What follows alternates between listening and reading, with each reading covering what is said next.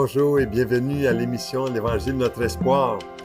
Il est bon de pouvoir se rappeler la Pâque et de savoir que Jésus est mort et ressuscité d'entre les morts. Et je continue dans cette série de l'après-résurrection en vous disant que pour toi, Jésus, est-ce qu'il est ressuscité ou mort? Est-ce qu'il est vivant pour toi? Oui ou non? Le fait qu'il soit revenu, vous savez, d'entre les morts, c'est le fondement même de la foi chrétienne, la foi véritable. Et les faits historiques sont tellement abondants et c'est difficile, vous savez, pour ceux qui ont entendu parler de Jésus, mais qui ne croient pas vraiment pour qui il est, lui. C'est difficile de croire à sa mort même et sa résurrection. Et la grande majorité des gens aujourd'hui considèrent que le christianisme, c'est une autre religion parmi tant d'autres. Mais j'aimerais vous dire que c'est complètement aberrant de voir que des gens voient le christianisme comme une autre religion. Le christianisme, c'est une personne qui est venue pour toi et moi nous prouver l'amour de Dieu. Et j'aimerais, avant d'aller plus loin, vous exposer à un petit vidéo de 2 minutes et quelques secondes qui dit 4 catégories de preuves sur la résurrection de Jésus-Christ avec Lee Strobel et on se retrouve par la suite.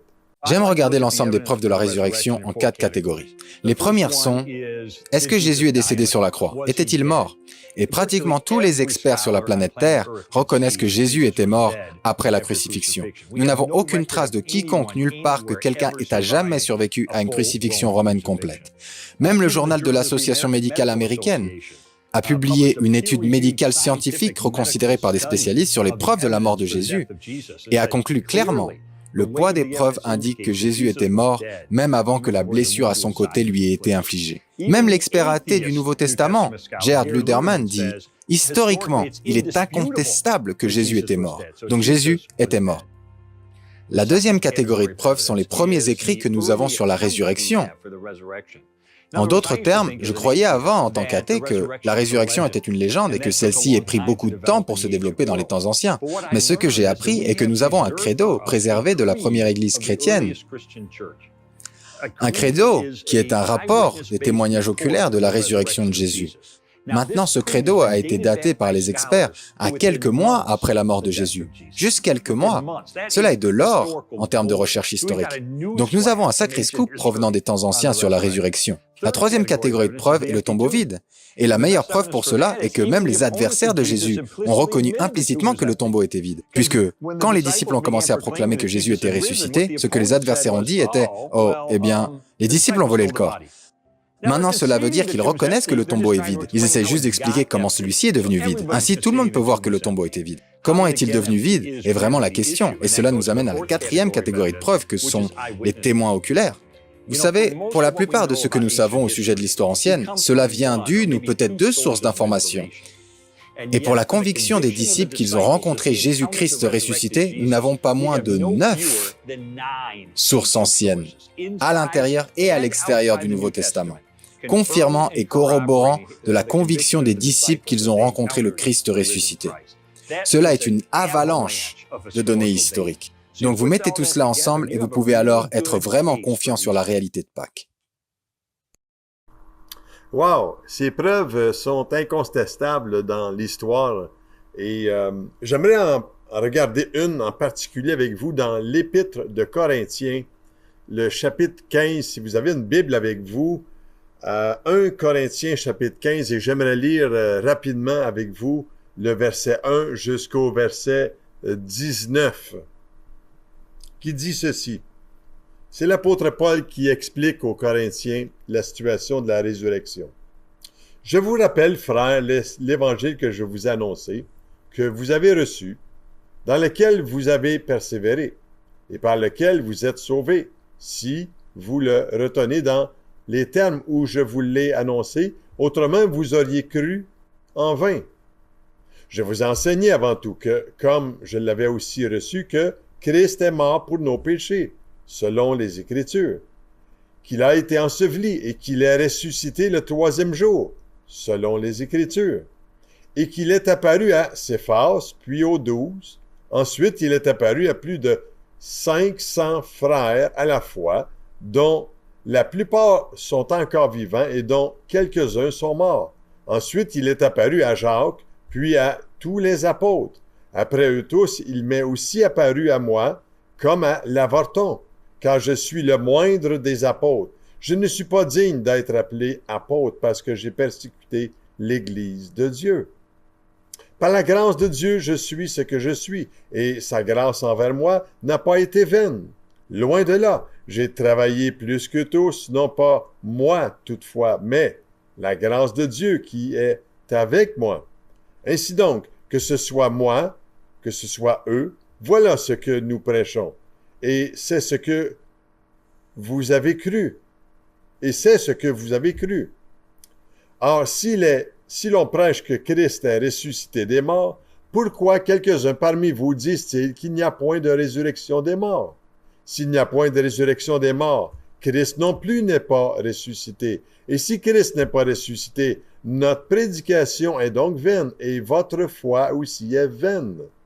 Si il se trouve même que nous sommes de faux témoins à l'égard de Dieu, puisque nous avons témoigné contre Dieu qu'il a ressuscité Christ, tandis qu'il ne l'aurait pas ressuscité si les morts ne ressuscitent point. Car si les morts ne ressuscitent point, Christ non plus n'est pas ressuscité. Et si Christ n'est pas ressuscité, votre foi est vaine. Vous êtes encore dans vos péchés, et par conséquent aussi ceux qui sont morts en Christ sont perdus. Si c'est dans cette vie seulement que nous espérons en Christ, nous sommes les plus malheureux de tous les hommes. Quel texte extraordinaire que Paul ici énumère concernant la résurrection. Il expose ici les grandes lignes de l'évangile de la grâce de Dieu. Et cet évangile-là, c'est l'histoire de Christ qui est venu dans ce monde, et aussi sa mort. Sa mort était pour une chose, pour tes péchés et les miens, pour les porter sur la croix, pour qu'on n'ait plus à pouvoir vivre dans cette manière de vivre-là, dans nos mauvais penchants humains. Et la troisième chose, c'est que sa résurrection, c'est toujours selon ce que les Écritures nous disent. C'est que c'est un testament qui a besoin d'être constaté par toi et moi aujourd'hui. C'est ce testament-là que Dieu nous donne si nous voulons savoir que la résurrection a vraiment eu lieu. Et vous savez, je peux vous expliquer de fond en comble, vous prouver, comme Lee Strobel a mentionné aujourd'hui dans son petit vidéo très court, je peux vous expliquer la résurrection, vous le prouvez, mais vous ne pouvez pas l'expérimenter avant d'avoir dit, Seigneur, je reconnais que je suis loin de toi et que j'ai besoin de te soumettre ma volonté, de te soumettre mon cœur, afin que tu puisses me pardonner. Et je vais t'inviter à le faire à la suite de cette émission aujourd'hui.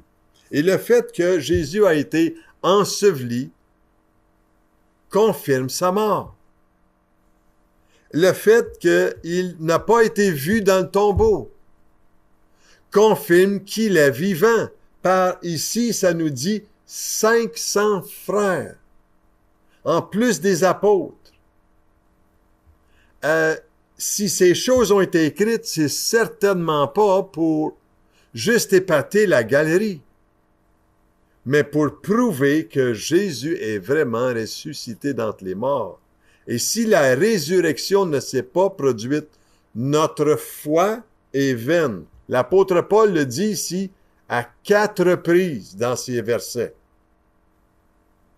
Mais j'aimerais vous dire que notre foi en Jésus, elle n'est pas vaine. Elle est puissante. Et tous les systèmes religieux de ce monde ont leur soi-disant Dieu qui se sont formés à leur image. Mais nous avons un chef qui n'a pas été enterré. Il est vivant. Et certainement qu'il y en a qui peuvent remettre en question la divinité de leur Dieu. Mais celui à qui je parle aujourd'hui, celui qui est aujourd'hui vivant, lui, il est le Fils de Dieu.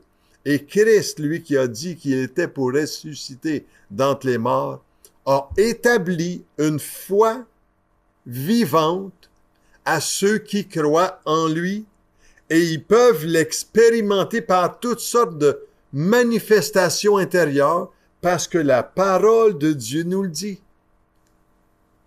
Vous voyez,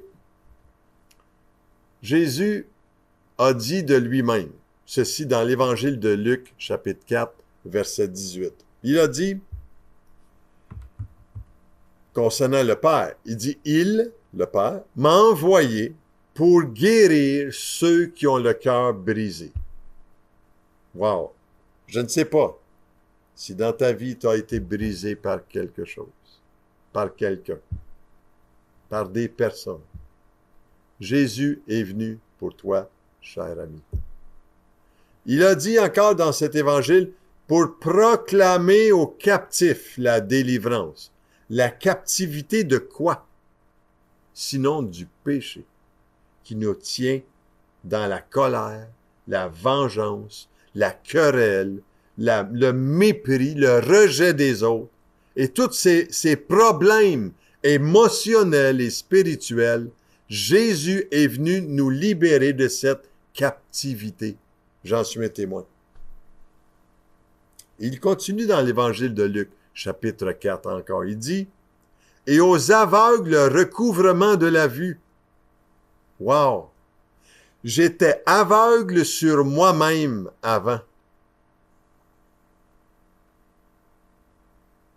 Et comment est-ce que je pouvais aider les autres à voir clair? C'est la même chose avec une religion formaliste, où il n'y a pas de vie spirituelle. Il n'y a que des choses auditives qui ne pénètrent pas le cœur, qui ne changent pas la captivité dans laquelle nous étions autrefois. Et Jésus dit, pour renvoyer libres les opprimés, pour publier une année de grâce du Seigneur. Jésus est venu pour cela. Cher ami, Jésus est venu pour toi et moi. Et c'est lui qui pardonne nos fautes et nous accorde une paix qui surpasse toute intelligence. La paix de l'âme, enfin une paix profonde, pas comme celle que le monde nous offre, mais une paix spirituelle quand on invite ce que Jésus a accompli sur la croix pour nous personnellement. C'est lui qui nous a tous créés, ne peut être façonné par nous. Lui sait de quoi je suis fait, de quoi tu es fait. Et le Dieu que nous pouvons adorer, et qu'il est un Dieu vivant. C'est pour ça que parfois quand on vient dans un lieu où l'Évangile est annoncé avec joie, on lève les mains vers le ciel. On prie un Dieu qui est vivant et ressuscité d'entre les morts. Et quand on apprend à l'adorer pour qui il est, wow! Laissez-moi vous dire la libération que Dieu nous fait expérimenter à ce moment-là. La Bible est claire que nous devons lever nos mains vers le ciel, adorer Dieu. Et si Jésus n'a pas dit ce qu'il a dit dans le Nouveau Testament, si Paul, l'apôtre Paul, a compté des choses au sujet de Christ qui ne sont pas vraies, si l'apôtre Pierre a proclamé que Christ est ressuscité et qu'il ne l'est pas, qu'est-ce qu'on fait ici, 2000 ans après? Si Jésus-Christ n'est pas vivant, les gens n'ont aucune assurance de la vie après la mort. J'aimerais vous dire ceci. J'ai cette assurance aujourd'hui que rien ne peut me séparer de l'amour de Christ qui a été manifesté dans sa vie ici-bas. Et j'ai l'assurance de la vie après la mort parce que c'est le sacrifice que Jésus a accompli à la croix et non pas le système des œuvres que je pourrais accomplir pour gagner la faveur de Dieu. C'est nul, ça apporte pas de vie cela. Si c'est par les œuvres, c'est que je mérite à cause que je suis une bonne personne d'aller au ciel. Parce que j'ai souffert, parce que j'ai eu beaucoup de difficultés dans la vie. Ah, certainement que je vais aller au ciel. Si c'est par les œuvres, mon ami, que tu crois aller au ciel, c'est que Jésus n'aura pas eu besoin de mourir. Il se serait épargné cette souffrance-là. Mais le véritable christianisme, c'est cela. C'est de savoir que Jésus est venu pour nous rendre libres et nous pardonner nos fautes.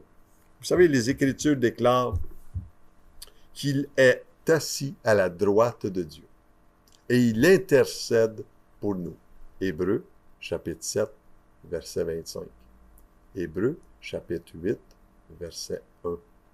Et Hébreux, chapitre 10, verset 12. Vous pouvez en prendre note. Que Jésus est vivant et qu'il aime, qu'il prend soin de nous. Il entend nos besoins et il exauce nos prières. Wow! Combien de fois que je pourrais vous témoigner de cela. Il agit aussi en tant qu'avocat devant le Père pour plaider notre cause. 1 Jean, chapitre 2, verset 1, nous dit cela. Jésus, il est celui aussi qui a dit qu'il préparait une place au ciel pour tous ceux qui croient en lui. Jean, chapitre 14, verset 2. Il est aussi le Sauveur qui est ressuscité, qui a promis à ses disciples que même s'il le quittait, il ne le laisserait jamais orphelin. Jean chapitre 14, versets 16 à 18. Et Jésus a promis qu'il enverrait le Saint-Esprit pour instruire, pour guider, jusqu'à ce qu'il un jour revienne. Parce qu'un jour, il y aura une fin à ce monde. Si Jésus est le bon berger, il a dit de lui-même, « Je suis le bon berger. Celui qui me suit ne marchera pas dans les ténèbres, mais il aura la lumière de la vie. » C'est quoi ça, cette affaire-là?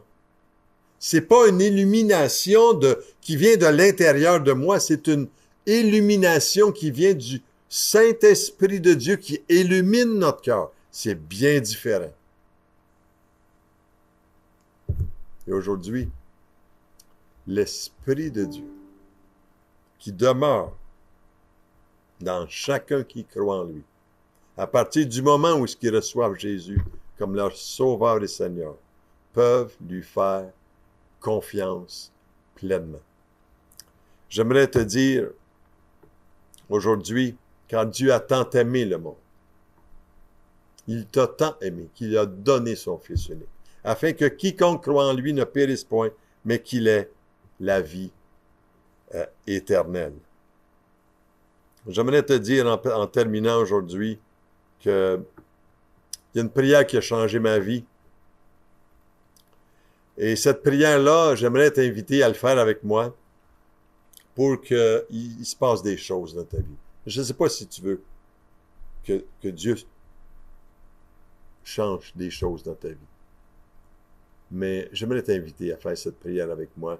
Et si tu fais ça de tout ton cœur, j'aimerais te dire, il va se passer des choses. Le Saint-Esprit va venir. Il va t'aider. Prie avec moi. J'aimerais mettre des paroles sur ta bouche et répète après moi si tu le veux. Seigneur, je t'invite aujourd'hui dans ma vie. Pardonne-moi mes fautes. Je veux m'en détourner Je crois que tu es mort pour moi et ressuscité d'entre les morts. Je reconnais que tu es mon sauveur aujourd'hui. Et à partir d'aujourd'hui, je te confie ma vie. Seigneur, je veux mettre ma confiance en toi. Je te donne ma vie. Je prie au nom de Jésus. Cette prière a changé ma vie un jour. Et elle continue à changer ma vie. Et la culpabilité qui me hantait est disparue. La colère n'est plus ce qui dirige ma vie. Je suis délivré de l'angoisse dans mon cœur. Je vis maintenant dans une paix et une joie de vivre que c'est tout à fait miraculeux. Et je préfère me tenir à ce que les Écritures me disent que de tout ce que les autres religions peuvent dire de leur soi-disant vérité. Il y a un verset, mon verset préféré était celui-ci, et s'il est encore, Jean 8, 31, 32. « Si vous demeurez dans ma parole, vous êtes vraiment mes disciples. Vous connaîtrez la vérité et la vérité vous rendra libre. » Wow! J'aimerais te dire, il y a de la puissance dans le nom de Jésus. Il y a de la puissance tellement que c'est pour ça que je le chante. Et j'aimerais te dire, la semaine prochaine, on va continuer dans cette même direction après la résurrection. Il y a des choses extra. C'est là que tout a commencé dans le christianisme. Et j'aimerais t'emmener d'autres textes. Mais écoute bien ce chant qui dit « Je ne suis plus esclave de la peur. » Et on se retrouve la semaine prochaine. Soyez richement bénis.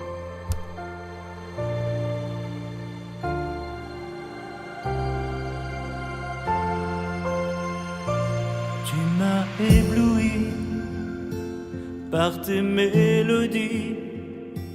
Tu m'entoures d'un chant d'amour,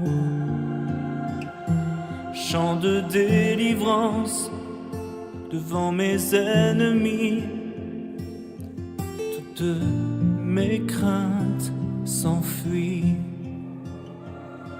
Je ne suis plus esclave de la peur. Je suis enfant de Dieu. Je ne suis plus esclave de la peur. Je suis enfant de Dieu.